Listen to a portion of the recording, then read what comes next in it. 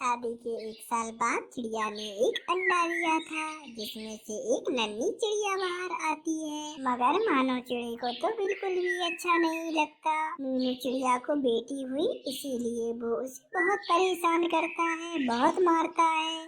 मनूस कहीं की निकल जा मेरे घर से, और जाते जाते अपनी बेटी को भी ले जा। तेरे जाने के बाद मैं आराम से रहूंगा दूसरी शादी करके। मानो जी, ये आप क्या कह रहे हैं? अगर आपने मुझे छोड़ दिया तो फिर मैं कहाँ जाऊंगी? आपके अलावा भला मेरा इस दुनिया में कौन है? आप ऐसा मत कहिए प्लीज। मानो जी, अब मैं जब भी अंडे दूंगी तो उसमें से बेटा जरूर निकलेगा। अगर तू 1000 अंडे भी देगी तो उसमें से सिर्फ बेटियां ही निकलेगी। तू बहुत मनहूस है, मनहूस कहीं की। अपनी बेटी को ले जा मेरे सामने से, और तू भी चली जा, किसी कुएं में जाकर मर जाना, और अगर फिर भी नहीं मरी तो जहर खाकर मर जाना। ऐसा कहकर वो मानव चिड़ा घर से बाहर चला जाता है। मम्मा पापा ऐसा क्यों बोल रहे हैं कि हम लोग घर छोड़ दें? वो हमसे प्यार क्यों नहीं करते हैं? नहीं बेटी, पापा हम लोगों से बहुत प्यार करते हैं। वो अभी थोड़ा नाराज हैं, इसलिए डांट रहे हैं। तुम घर पर ही रहना, मैं कुछ देर में भोजन लेकर आती हूँ। फिर मीनू चिड़िया भोजन लेने के लिए निकल जाती है। तभी उसे प्यास लगती है तो वो नदी किनारे पानी पीने के लिए आती है। मीनू चिड़िया को वहाँ पर कबूतर और कब्बी मिल जाते हैं।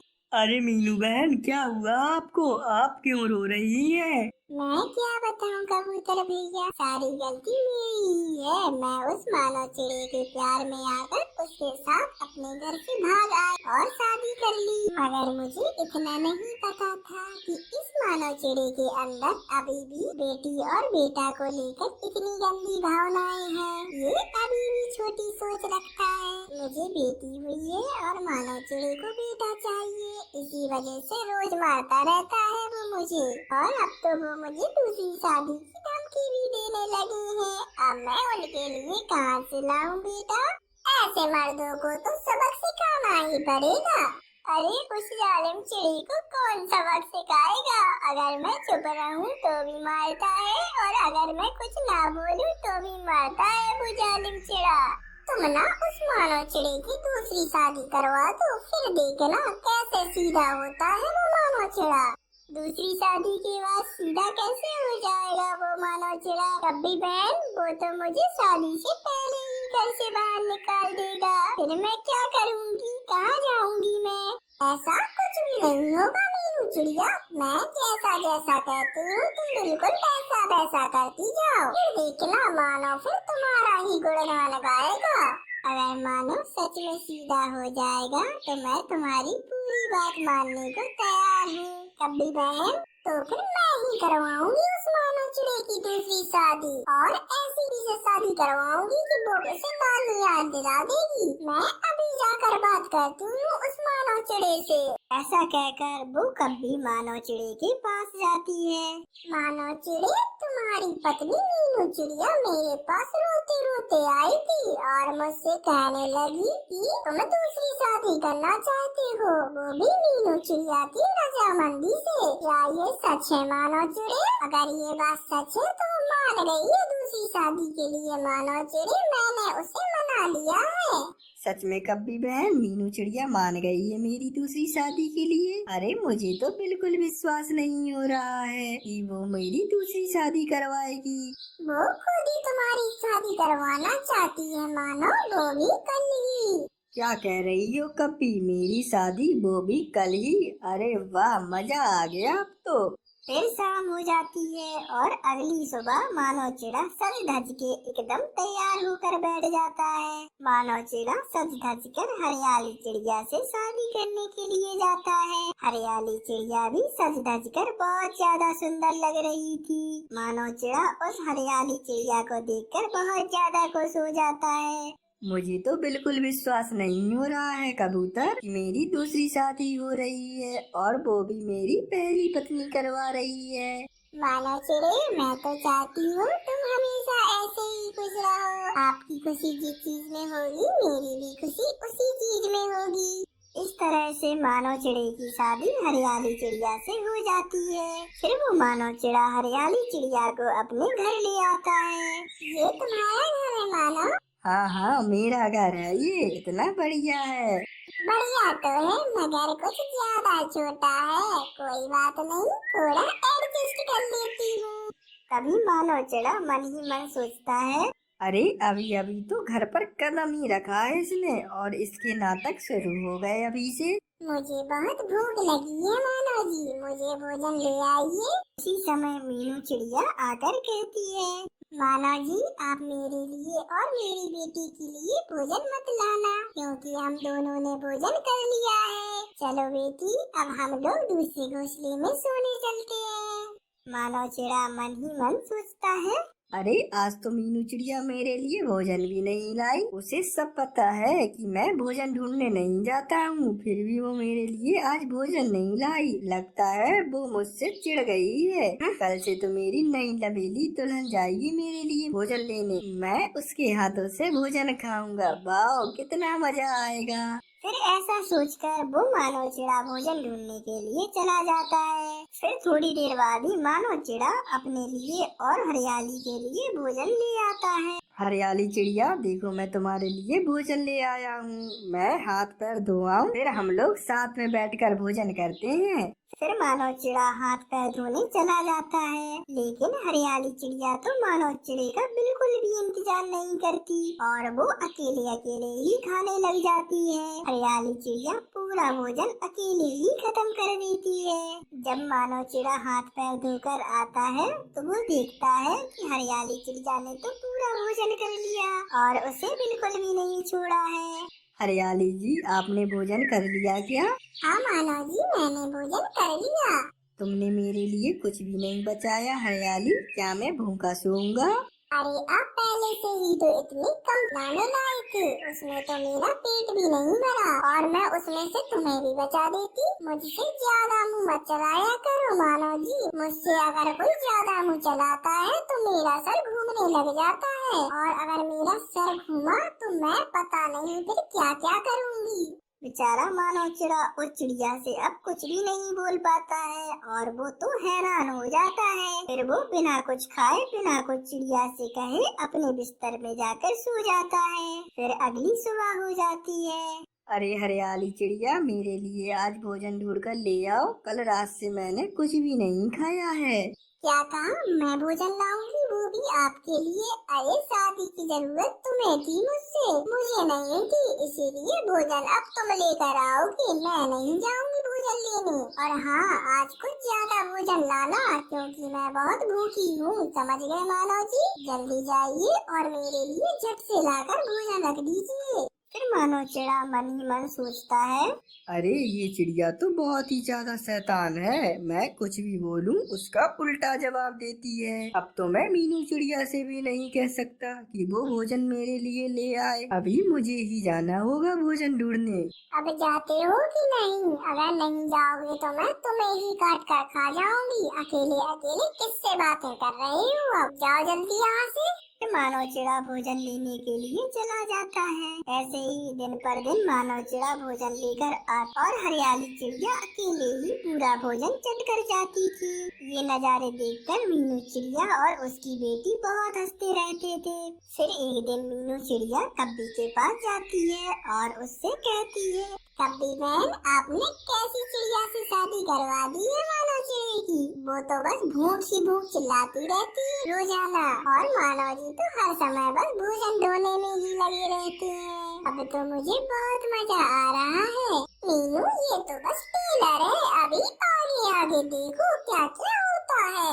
ये देखो मेरी माँ आ गई, मैंने उन्हें बुला लिया क्योंकि मेरी माँ को मेरी बहुत याद आ रही थी। अब ये यही रहेंगी हमारे साथ। दामाद जी आप मेरे लिए भोजन ले आइए और मेरे मुंह में दांत नहीं है, इसीलिए मुझे फल लेकर ही आना। मैं दाने और चावल नहीं खा सकती और फल ढेर सारे लेकर आना क्योंकि मुझे बहुत भूख लगती है।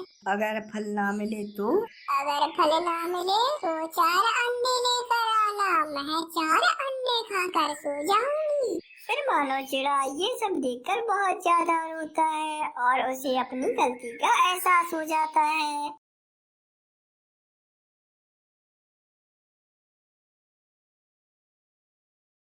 बिजली कब्बी और कालू कौवा तो एक एक्सीडेंट में मर चुके थे और बिजली की एक बेटी और एक बेटा था। कालू की माँ बिजली की बेटी को बिल्कुल भी पसंद नहीं करती थी। अरे रखो रखो, ये फल तो मैं अपने चक्कू बेटे के लिए लाई हूँ। दादी माँ, आप हर बार कोई भी अच्छी चीज भाई को ही देती है और मुझे तो सिर्फ सूखे दाने ही देती है। तेरा भाई बड़ा होकर कमा कर लाएगा और हमारे बुढ़ापे में सहारा बनेगा और तुम तो पराए घर चली जाओगी। दादी माँ, जो आपका कहना अभी नहीं मानता वो बड़ा होकर क्या मानेगा। तभी जग्गू भी बाहर से खेलकर घर आ जाता है। और कहाँ है मेरा भोजन, कहाँ है? लाओ, मुझे बहुत भूख लगी हुई है। ये लो मेरे बेटे, आज मैं अपने बेटे के लिए मीठा फल लाई हूँ। जग्गू कौवा बिजली का बेटा वो फल लेके खाने लगता है और कालू की माँ हर रोज की तरह बिजली कब्बे की बेटी को 5 चने के दाने देती है, क्योंकि वो बेटी थी और जग्गू बेटा।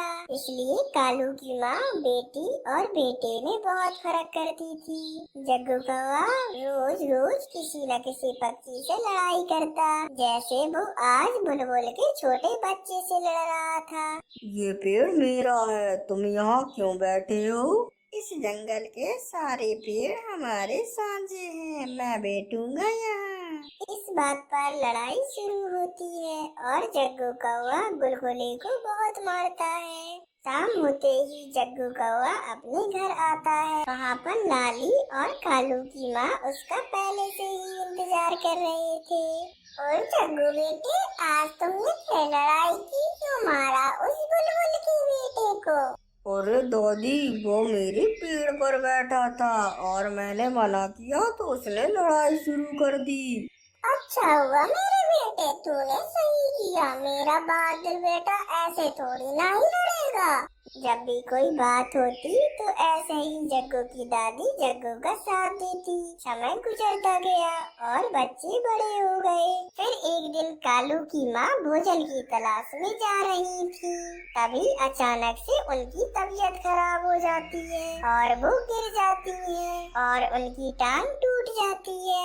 कबूतर और चिड़िया कालू की माँ को घर छोड़ देते हैं और किसी की नजर लग गई मुझको। अब मेरे घर कमा कर कौन लाएगा, कौन पेट भरेगा इन बच्चों का।